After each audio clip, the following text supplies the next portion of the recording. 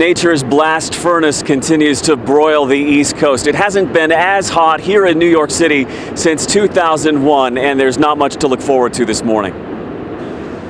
The oppressive heat and unforgiving sun are now roasting more than 1/4 of the U.S. population. It's like you're baking in a hot kitchen with no fan, no air conditioner, no nothing. Melting records and setting new ones. 106 degrees in Frederick, Maryland, 104 in Newark, 103 in New York Central Park. I mean, it's really hot. My phone shut off. The heat isn't just crashing phones, it's straining the entire power grid, leading to blown transformers, scattered outages, even appeals from power companies to cut back on power. More than 42,000 customers were without electricity across New Jersey, New York, and Connecticut, and in the nation's capital. This heat is insane. Tremendously unbearable. Commuter trains had to be slowed, their metal tracks so hot they were in danger of bending. There have already been 7 heat-related deaths and even more hospitalizations, including 13 New York firefighters treated for heat exhaustion. Senior citizens especially need to make sure they're keeping hydrated. Heat stroke and dehydration can cause death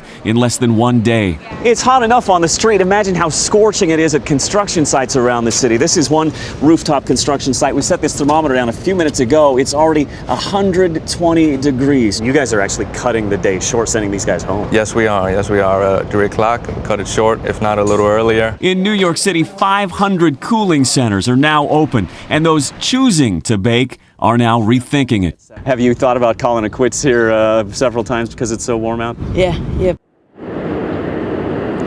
And for those desperate for a cool down here in New York City today, there is a bit of good news. Temperatures today expected to dip to just below 100 degrees.